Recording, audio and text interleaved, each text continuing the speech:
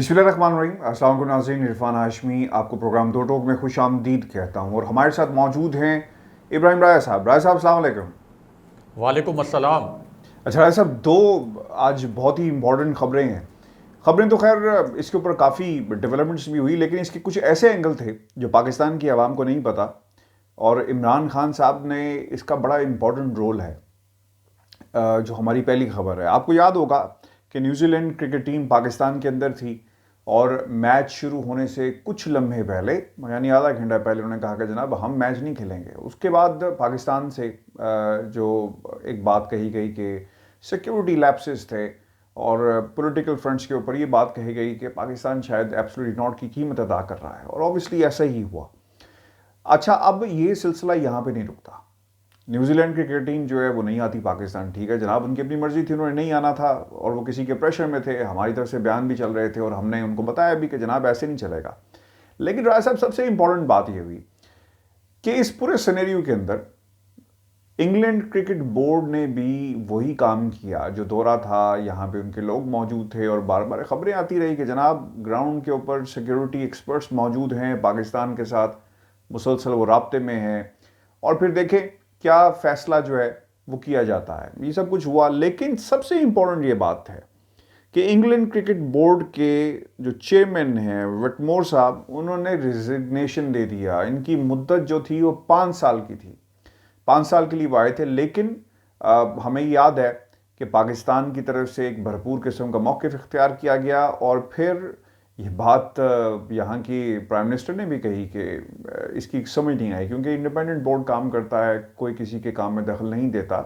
और फिर English cricket team के बहुत सारे प्लेयर्स ने भी ये कहा कि इस बारे में हमसे नहीं पूछा गया, जो फैसला किया गया तो बहुत प्रेशर था इनके ऊपर भी। लेकिन सर, ये जो प्राइम मिनिस्टर पाकिस्तान इमरान खान का रोल रहा है इस पूरे प्रोसेस में, इस पूरे अमल के अंदर, ये बड़ा इंपॉर्टेंट है। मैं चाहूँगा कि इस पे रोशनी डाली जाए और लोगों को बताएं कि ये एब्सोल्युटली नॉट की पाकिस्तान ने जो कीमत, और फिर उसके बाद हमारी क्या हिकमत अमली रही। देखिए हाशमी साहब, ये जो इंग्लिश क्रिकेट बोर्ड के चेयरमैन के इस्तीफ़े की कहानी है, इस हवाले से जो हमारे पास अंदरूनी तफसीलात हैं कि यानी किस किस्म के पैगामात बरतानवी हुकूमत को भिजवाए गए थे और किस तरह के पैगामात रमीत राजा जो पीसीबी चेयरमैन हैं उनसे कहा गया था वज़ीर-ए-आज़म इमरान खान की जानिब से कि आप इंग्लिश क्रिकेट बोर्ड को भिजवाएं, और इसी तरह जो कीवी क्रिकेट बोर्ड है उनको किस तरह के पैगामात भिजवाने हैं। इसके हवाले से जो तफसीलात हमारे पास हैं वो भी शेयर करते हैं जो हमारे व्यूअर्स हैं, लेकिन साथ ही इस पूरे मामले का जो एक दिलचस्प पस मंज़र है उनसे भी आगाह करना हमारे व्यूअर्स को बड़ा ज़रूरी है, क्योंकि जो हमारे व्यूअर्स हैं, या आप ये कह सकते हैं कि बहुत से लोग ऐसे हैं जिनको ये नहीं मालूम कि ये जो प्राइम मिनिस्टर इमरान खान ने एब्सोल्युटली नॉट का लफ्ज़ बोला था, ये कोई पहली मर्तबा नहीं था। यानी एक इंटरव्यू के दौरान कुछ लोगों ने ये तासुर देने की कोशिश की और इस तरह का एक इम्पैक्ट बना कि ये absolutely not prime minister Imran Khan ने ये लफ्ज़ पहली मर्तबा बोला है। लेकिन मैं आपको बताता हूँ कि इससे पहले एक लीडर के तौर पर वो एब्सोल्युटली नॉट जैसे मिलते जुलते अल्फाज कहाँ कहाँ बोलते रहे हैं, कितने कितने बड़े फोरम्स पर, और कितने कितने पेचीदा किस्म के उनसे सवालात किए गए, लेकिन उनके जो जवाबात थे वो एब्सोल्युटली नॉट जैसे तासुर पर मबनी थे। और उसकी वजह ये है हाशमी साहब कि हर जो लीडर होता है, ज़ाहिर है कि उसके अंदर लीडरशिप की अपनी एक कैपेसिटी होती है, फिर ये भी होता है कि कितना कोई प्रेशर को एब्जॉर्ब कर सकता है, ये भी बड़ा मैटर करता है। फिर एक लीडर ख़ुद को किस तरह से इंटरनेशनल फोरम्स पर कैरी करता है और इंटरनेशनल फोरम्स पर कितनी जुर्रत रखता है अपनी बात को बड़ी मंतक के साथ, जवाज़ के साथ, दलेरी के साथ कन्वे करने के लिए, और बड़े दो टोक अंदाज में। क्योंकि पाकिस्तान जैसे जो ममालिक हैं, इनमें जो हुक्मरान होते हैं वो हमेशा थोड़े से सहमे रहते हैं, थोड़े से खौफजदा होते हैं कि अगर उन्होंने कोई इंटरनेशनल फोरम्स पर कोई बहुत लाउड बात कह दी तो ये इंटरनेशनल इस्टेब्लिशमेंट को ऑफेंड भी कर सकती है और उसकी सज़ा के तौर पर उनको इक़्तिदार से महरूम भी किया जा सकता है। अब ये जो प्राइम मिनिस्टर इमरान खान हैं, इनके मुतल्लिक एक वाक़या भी अपने व्यूअर्स के सामने रखते हैं कि इनको एक थिंक टैंक ने, अमेरिकी थिंक टैंक ने बुलाया था اور وہاں پر اصل میں ہمیں جو بطور صحافی محسوس ہوا، کیونکہ میں اور تقریباً 3-4 اور صحافی تھے جو کہ اس ایونٹ کی کوریج کے لیے موجود تھے امریکہ میں، تو ہمیں تو یوں لگا کہ جیسے وزیراعظم عمران خان کو بلایا ہی اس لیے گیا ہے کہ ان سے کچھ پیچیدہ قسم کے سوالات کیے جائیں، اور ان کے جوابات میں شاید یا تو وہ بہت ڈیفینسو ہو جائیں یا کوئی ایسی بات کر دیں جس کے متعلق کوئی بڑی کنٹروورشل قسم کی وہ سٹیٹمنٹس اور بڑی کنٹروورشل قسم کی ہیڈ لائنز وغیرہ نکال سکیں۔ اور یہ جو ایونٹ تھا یہ اس وقت ہوا تھا جب prime minister Imran Khan UNGA میں خطاب کر چکے تھے، بڑے کانفیڈنس کے ساتھ انہوں نے جو نریندر مودی کے نظریات ہیں ان کو وہاں پر ادھیڑ کر رکھ دیا تھا، کشمیر کے معاملے پر انہوں نے تاریخی خطاب کیا تھا، اور جو RSS کی آئیڈیالوجی تھی اس کے متعلق ایسے حقائق بیان کیے اس انٹرنیشنل فورم پر جو اس سے پہلے کبھی بھی کسی انٹرنیشنل فورم پر بیان نہیں کیے گئے تھے۔ اس کے بعد انہوں نے ایک اسلامو فوبیا کے معاملے پر کانفرنس بھی کروا دی، اور اس وقت بہت سے تحفظات تھے کہ جس طرح سے وزیراعظم عمران خان اور ترکی کے صدر اور اس وقت کے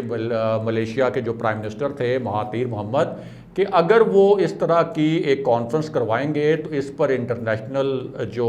اسٹیبلشمنٹ ہے وہ بڑی اوفینڈ ہوگی۔ لیکن امریکہ میں انہوں نے ایک اس قسم کی کانفرنس کروائی اور بہت ہی مدلل انداز میں پرائم منسٹر عمران خان نے وہاں بھی تقریر کی، اور یہ پرواہ نہیں کی کہ انٹرنیشنل اسٹیبلشمنٹ کوئی اس کے اوپر ناراض ہو جائے گی۔ اس کے بعد ایک ایونٹ میں بلایا گیا وزیر اعظم عمران خان کو، اور وہاں پر جو ان سے سوالات ہوئے، ایک تو انڈیا کے متعلق سوالات ہوئے تو انہوں نے کافی مدلل ان کے جوابات دیے، اور ساتھ یہ بتایا کہ یہ جو پاکستان اور انڈیا کے درمیان کشمیر کا مسئلہ ہے، اور یہ جو مقبوضہ کشمیر کا مسئلہ ہے، یہ صرف دنیا اس غلط فہمی میں نہ رہے کہ یہ کوئی پاکستان اور بھارت کے اندر تباہی ہوگی اگر پاکستان اور بھارت کی جنگ ہوئی مسئلہ کشمیر پر۔ دونوں ایٹمی قوتیں ہیں، اور ظاہر ہے کہ اگر ان دونوں کے درمیان جنگ ہوتی ہے اور ایٹمی ہتھیار چلانے کی نوبت آ جاتی ہے تو دنیا کیا سمجھتی ہے کہ وہ ان ایٹمی ہتھیاروں کی جو تباہی ہے وہ اس سے کوئی بچ سکے گی؟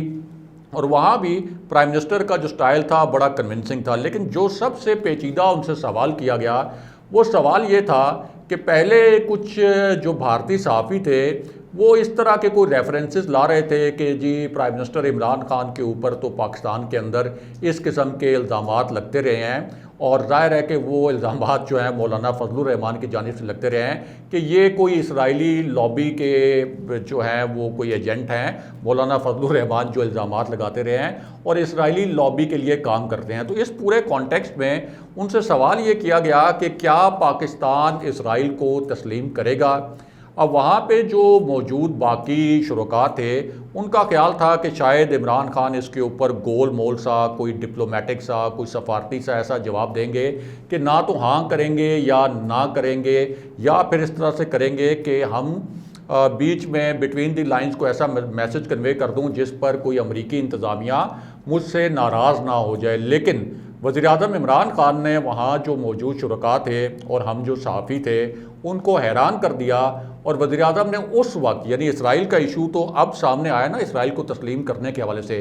یہ میں بات کر رہا ہوں جب پرائم منسٹر عمران خان پہلی مرتبہ UNGA کی میں شرکت کے لیے امریکہ گئے تھے، تو اس وقت بھی پرائم منسٹر عمران خان نے ایبسلوٹلی ناٹ جیسا ملتا جلتا جو لفظ ہے وہ استعمال کیا۔ انہوں نے کہا کہ میرا فیصلہ وہی ہے جو قائد اعظم کا فیصلہ تھا۔ پھر انہوں نے قائد اعظم کا ایک کوٹ وہاں پہ دہرایا، یعنی ان کا ایک قول وہاں پہ دہرایا، اور انہوں نے کہا کہ قائد اعظم نے یہ کہا تھا کہ جب تک مسئلہ فلسطین کا ایک منصفانہ حل نہیں ہوتا اور فلسطینیوں کو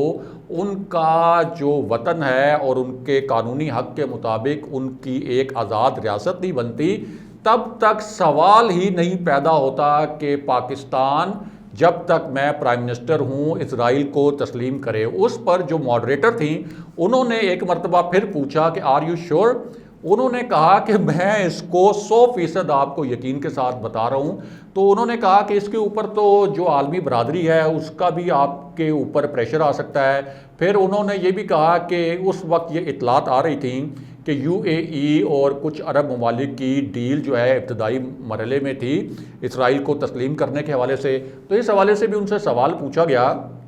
کہ یو اے ای اور کچھ عرب ممالک کی تو ڈیل جو ہے وہ ابتدائی مرحلے میں ہے اور وہ اسرائیل کو تسلیم کرنے جا رہے ہیں، اور پاکستان نے تو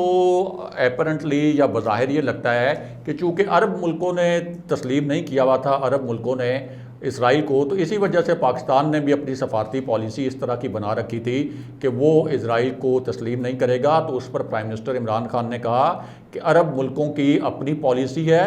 پاکستان کی اپنی پالیسی ہے، اگر اس سے پہلے کہ جو حکمران تھے اگر انہوں نے صرف اس وجہ سے یہ پالیسی بنائی ہوئی تھی کہ عرب ممالک نے چونکہ اس وقت تک فلسطین کو تسلیم نہیں کیا تھا، لیکن میری پالیسی صرف یہ نہیں ہے کہ اگر عرب ممالک فلسطین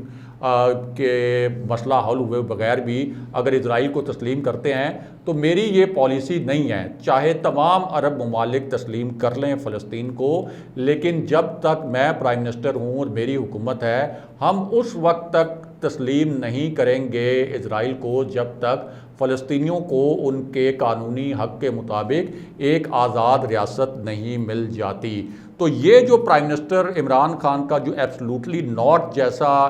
ایک آپ یہ کہہ سکتے ہیں کہ ایکسپریشن ہوتا ہے، یہ کوئی آج سے نہیں ہے، اور یہی ایبسلوٹلی ناٹ والا جو ایکسپریشن ہے، یعنی بڑی دلیری کے ساتھ جب آپ حق پر ہوں اور اپنا موقف بیان کریں، تو یہی موقف پاکستان کی حکومت نے اور پرائم منسٹر عمران خان نے جو انگلش کرکٹ بورڈ کا جو دورہ کینسل کیا گیا تھا اور جو کیوی ٹیم واپس گئی تھی، اس پر بھی ہمارے ذرائع نے بتایا ہے کہ براہ راست پرائم منسٹر آفس سے پرائم منسٹر عمران خان کے یہ ڈائریکٹیوز تھے کہ اس کے اوپر ہم نے بیک فٹ پہ نہیں آنا کہ ہم یہ کہیں کہ اچھا ہم سیکیورٹی کے انتظامات اگلی دفعہ مزید بہتر کریں گے، ہم یہ کہیں کہ اچھا انگلش کرکٹ بورڈ کو ریکویسٹ کریں، ان کی منتیں کریں کہ نہیں آپ چلیں اس مرتبہ تو نہیں آئے، ہم دوبارہ سے کچھ سیکیورٹی انتظامات کا جائزہ لیتے ہیں، بلکہ پہلے تو ان کے ڈائریکٹیوز آئے کہ آپ فرنٹ فٹ پہ کھیلیں، اور یہ بھارت کا جو پورا نیکسس تھا جس طرح سے وہاں سے ای میل جنریٹ کی گئیں اور وی پی این استعمال کر کے سنگاپور کی لوکیشن ظاہر کی گئی، اس پورے نیکسس کو آپ ایکسپوز کریں، پھر اس کے بعد جو کیوی بورڈ ہے اس کے اوپر آپ چڑھائی کر دیں اور یہ کہیں کہ اب نیوزی لینڈ نے اگر ہمارے ساتھ یہ کیا ہے تو ہم بھی انٹرنیشنل فورمز پر، انٹرنیشنل کرکٹ فورمز پر نیوزی لینڈ کے ساتھ ٹٹ فار ٹیٹ اسی طرح کریں گے، بالکل آپ کو بیک فٹ پر آنے کی ضرورت نہیں ہے۔ اور اس کا نتیجہ کیا نکلا؟ اس کا پہلا نتیجہ تو یہ نکلا کہ جو کیوی بورڈ ہے وہ بیک فٹ پر چلا گیا اور انہوں نے کہا کہ ٹھیک ہے پاکستان کرکٹ بورڈ کے بڑے نقصانات ہوئے ہیں، ساتھ ہی ظاہر ہے کہ ان کو یہ اطلاعات بھی مل گئیں کہ جو ایک جعلی وہاں پہ تھریٹ الرٹ کا ایک بہانہ بنایا گیا تھا اس کے اندر بھارتی سازش بھی شامل تھی۔ تو اب کیوی بورڈ نے بھی اب آفیشلی یہ کنفرم کیا ہے کہ دوبارہ سے وہ پی سی بی کے ساتھ رابطے میں ہے۔ اب جو دوسرا معاملہ ہے ہاشمی صاحب انگلش کرکٹ بورڈ کا، اب اس پر چیئرمین پی سی بی نے پرائم منسٹر عمران خان سے رہنمائی لی تھی اور یہ کہا تھا کہ اب چونکہ پاکستان اور انگلینڈ کے کرکٹ کے علاوہ بھی بڑے اچھے تعلقات ہیں اور بہت اہم نوعیت کے تعلقات ہیں، تو اس پر کیا کرنا ہے، کیا ہمیں اس کے اوپر بھی ایک ایگریسو اپروچ اپنانی ہے؟ تو اس پر پرائم منسٹر عمران خان نے ہمارے ذرائع کے مطابق پی سی بی چیئرمین کو یہ ہدایت کی تھی کہ آپ فل فلیج بالکل ایگریسو ایک اپروچ اپنائیں اور بتائیں پوری دنیا کے جو کرکٹ بورڈز ہیں اور جو کرکٹ کے عالمی فورمز ہیں کہ انگلش کرکٹ بورڈ نے بھی ایک بدنیتی پر مبنی فیصلہ کیا، اور ساتھ یہ بھی بار بار ریپیٹ کریں کہ جب کووڈ کی صورتحال تھی انگلینڈ میں اور کوئی ٹیم وہاں جانے کے لیے تیار نہیں تھی، تو اس وقت پاکستان نے انگلینڈ کی مدد کی تھی، انگلش کرکٹ بورڈ کی مدد کی تھی، تحفظات کے باوجود، خدشات کے باوجود پاکستان کی ٹیم انگلینڈ گئی تھی اور اس نے وہاں پہ کرکٹ میچز بھی کھیلے تھے۔ تو آپ انگلش کرکٹ بورڈ کے اوپر بھی چڑھائی کر دیں۔ اس کے بعد شاہ محمود قریشی کو یہ اسائن کیا گیا کہ جب آپ برطانیہ جائیں تو اس معاملے کو آپ سفارتی سطح پر ٹیک اپ کریں۔ اب یہ ذرا ایک عجیب معاملہ تھا کہ کرکٹ کا معاملہ ہے اور سیکیورٹی خدشات کے اوپر یہ دورہ ملتوی ہوا، لیکن جو پاکستان کا ہائیسٹ ایک فورن آفس، یعنی آپ یہ کہہ سکتے ہیں کہ ایک ہائیسٹ فورم ہے جہاں ہم اپنے خارجہ معاملات اٹھاتے ہیں، تو وزیر خارجہ سے یہ کہا گیا اور وزیر خارجہ نے اب تصدیق بھی کیا ہے کہ ہائیسٹ لیول پر انہوں نے جا کے وہاں پہ پرائم منسٹر عمران خان کی جانب سے جو ایک ناراضی ظاہر کی گئی تھی اور پرائم منسٹر عمران خان کا جو پیغام تھا وہ پہنچایا، اس کے بعد ہی جو برطانوی پرائم منسٹر نے ریئیکٹ کیا تھا اور انگلش کرکٹ بورڈ سے ناراضی کا اظہار کیا تھا اور یہ کہا تھا کہ پاکستان کے ساتھ ہمارے تعلقات متاثر ہوئے ہیں، انگلش کرکٹ بورڈ کو اس قسم کا فیصلہ نہیں کرنا چاہیے تھا۔ تو اب ہمارے ذرائع نے یہ تصدیق کی ہے کہ برطانوی پرائم منسٹر نے جب یہ بات کی کہ ہمارے تعلقات متاثر ہوئے ہیں تو اس کے پیچھے بات یہ تھی کہ پرائم منسٹر عمران خان کی جانب سے ایک ناراضی کا میسج بھیجا گیا تھا برطانوی حکومت کو اور برطانوی پرائم منسٹر کو۔ تو یہ ہے ایک لیڈر کے طور پر، ایک ایسے لیڈر کے طور پر جو کہ پریشر ایبزارب کرنا بھی جانتا ہے اور پھر پریشر کو اپنے حریف کے اوپر منتقل کرنا بھی جانتا ہے، اور اس وجہ سے پھر انگلش کرکٹ بورڈ کے اوپر اتنا پریشر آیا کہ ان کے جو اپنے کھلاڑی تھے وہ بھی بول پڑے، خود برطانوی پرائم منسٹر بھی بول پڑے، اور اب برطانوی میڈیا بھی یہ رپورٹ کر رہا ہے، ہاشمی صاحب بار بار رپورٹ کر رہا ہے کہ جو انگلش کرکٹ بورڈ کے چیئرمین تھے ان کو اصل میں پاکستان کا دورہ کینسل کرنے پر شدید تنقید کا سامنا تھا برطانوی حکومت کی جانب سے بھی اور برطانوی کھلاڑیوں کی جانب سے بھی اور جو دیگر کرکٹ بورڈز کی جانب سے بھی، اور دیگر کرکٹ بورڈز کی جانب سے بھی اس وجہ سے تنقید کا سامنا تھا اور دیگر انٹرنیشنل کھلاڑیوں کی جانب سے بھی کہ پاکستان نے اپنا کیس بڑا سٹرونگ طریقے سے لڑا، پاکستان فرنٹ فٹ پر گیا، پاکستان نے بالکل کوئی اپولوجیٹک اپروچ نہیں اپنائی۔ تو یہ پوری اس کی تفصیلات تھیں جو ہمارے ساتھ شیئر کی گئی ہیں۔ اس کی وجہ سے انگلش کرکٹ بورڈ نے اب یہ بھی کہا ہے کہ ہم دوبارہ سے اپنا جو دورہ ہے وہ سکیجول کریں گے پاکستان کا۔ اب اس میں ایک اور اہم بات بھی ہے، اور وہ بات یہ ہاشمی صاحب کہ جس طرح سے پاکستان کا نام تو برطانیہ نے ریڈ لسٹ میں رکھا ہوا تھا اور بھارت اور دیگر ممالک، بہت سے ممالک ایسے تھے کہ جہاں پاکستان سے کئی گنا زیادہ کووڈ کے کیسز تھے لیکن پاکستان کا نام ریڈ لسٹ سے نہیں نکالا جا رہا تھا۔ اس کے بعد پرائم منسٹر عمران خان نے یہ کہا کہ جو برطانیہ سے پاکستان ایک چارٹرڈ فلائٹ آنی تھی جو کہ ایک ری ایڈمیشن ایگریمنٹ ہے اور اس کے اوپر باقاعدہ ایک معاہدہ موجود ہے کہ پاکستان، آپ یہ کہہ لیں کہ پاکستان کے لیے لازم ہے کہ جب اس طرح کے ڈیپورٹیز آئیں اور جن کو ڈیپورٹ کیا جائے یورپی ممالک سے اور برطانیہ سے بھی، تو پاکستان ان کو واپس لے گا۔ لیکن پرائم منسٹر عمران خان نے یہ فیصلہ کیا کہ اگر برطانیہ ہمارے متعلق ایک متعصب فیصلہ کر رہا ہے اور ہمیں انہوں نے ریڈ لسٹ میں شامل کیا ہوا ہے تو ہم یہ چارٹرڈ فلائٹ جو وہاں سے ڈیپورٹ ہونے والے پاکستانیوں کو لے کے آئے گی ہم اس کو لینڈ نہیں کرنے دیں گے یہاں پر، اور یہ برطانیہ کو پیغام بھجوایا گیا۔ تو پہلے مرحلے میں ریڈ لسٹ سے پاکستان کا نام نکلا اور اب دوسرے مرحلے میں وہ جو ایک کوارنٹین کی شرط تھی جن ممالک پر وہ عائد کی گئی تھی کہ ان ممالک سے آنے والے لوگ کم سے کم کوارنٹین ضرور کریں گے، ان میں پاکستان کو بھی شامل رکھا گیا تھا۔ لیکن اب پرائم منسٹر عمران خان کی یہ جو ایگریسو اپروچ تھی، اور ظاہر ہے کہ بڑی لاجیکل اپروچ تھی، اب اس کی وجہ سے پاکستان کا نام اس لسٹ سے بھی نکال دیا گیا ہے۔ تو یہ ہوتا ہے کہ جب آپ بے شک ایک ترقی پذیر ملک یا ایک پسماندہ ملک کے بھی اگر آپ سربراہ ہیں، لیکن اگر آپ میرٹ کے اوپر اور بلا خوف و خطر اور اس خطرے اور اس خوف کے بغیر کہ انٹرنیشنل اسٹیبلشمنٹ مجھ سے ناراض ہو جائے گی، برطانوی حکومت ناراض ہو جائے گی، امریکی صدر مجھ سے ناراض ہو جائیں گے، اس کی وجہ سے میری حکومت کے لیے مشکلات کھڑی ہو سکتی ہیں اور اس کی وجہ سے میرے جو سیاسی مخالفین ہیں ان کی مدد کی جا سکتی ہے، ان کو مضبوط کیا جا سکتا ہے۔ تو جب اس طرح کے خوف سے آزاد کسی ملک میں لیڈر آتے ہیں تو پھر آپ کو نظر آتا ہے کہ اصل قیادت کیا ہوتی ہے، اور اسی وجہ سے یہ جو پرائم منسٹر عمران خان کی انٹرنیشنل فورمز پر جو اپریسیشن ہے وہ اسی وجہ سے ہے، اور یہی وہ کانفیڈنس ہے ہاشمی صاحب کہ ادھر پاکستان کا کوئی حکمران جو ہے، کوئی بھی حکمران جو اس سے پہلے رہا ہے، آپ دیکھ لیں کہ پیپلز پارٹی کے وزرائے اعظم رہے یہ یوسف رضا گیلانی، راجہ پرویز اشرف، اسی طرح سابق وزیر اعظم میاں نواز شریف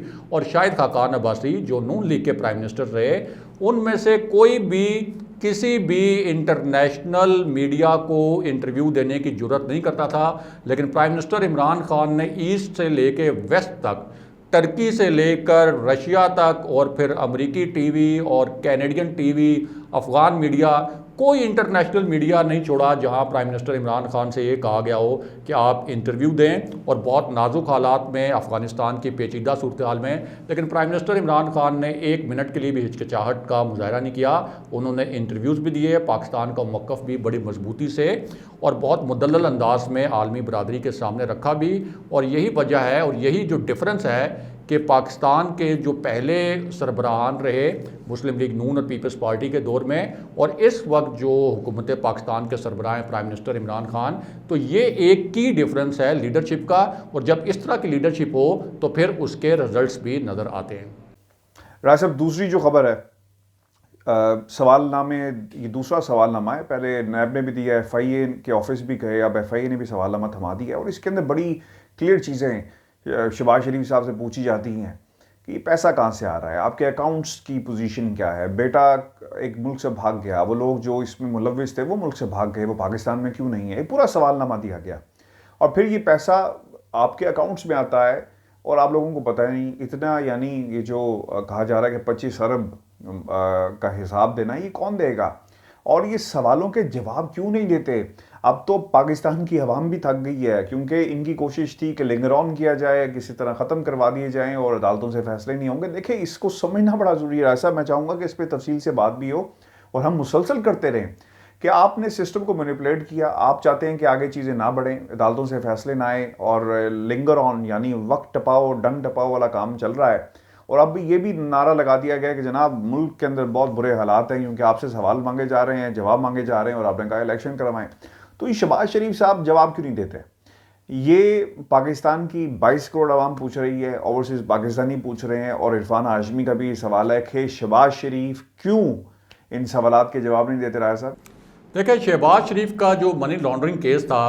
اس میں اب بڑی ایک دلچسپ پیش رفت ہوئی ہے ہاشمی صاحب، اور یہ پیش رفت ہوئی ہے ایف آئی اے کے جو 20 سوال تھے جو بھیجے گئے تھے شہباز شریف کو کہ آپ یہ 20 سوالات کے جوابات برائے مہربانی اب دے دیں، کیونکہ 1 سال ہو گیا ہے ہم آپ سے جوابات مانگ رہے ہیں اور آپ ہمیں جوابات نہیں دے رہے۔ اب اس پر جو شہباز شریف نے آفیشلی جو جواب ریکارڈ کروایا ہے اور جو بھیجا ہے، اس پر ایف آئی اے کا کیا کہنا ہے؟ ایف آئی اے کا کہنا یہ ہے کہ اب شہباز شریف یہ کہہ رہے ہیں کہ رمضان شوگر ملز کے متعلق جو کرپشن کے اور جو منی لانڈرنگ کے الزامات لگائے جا رہے ہیں، ان کے متعلق مجھے کچھ معلوم نہیں ہے، میرا رمضان شوگر ملز سے سرے سے کوئی تعلق ہی نہیں تھا، اور اگر کوئی کرپشن کی ہے آپ کے بقول یعنی ایف آئی اے کے بقول تو وہ میرے بیوی بچوں نے کی ہے، وہ اس کے ڈائریکٹرز تھے، وہ اس کے شیئر ہولڈرز تھے، اور ساتھ ہی انہوں نے یہ بھی کہا ہے کہ جو اب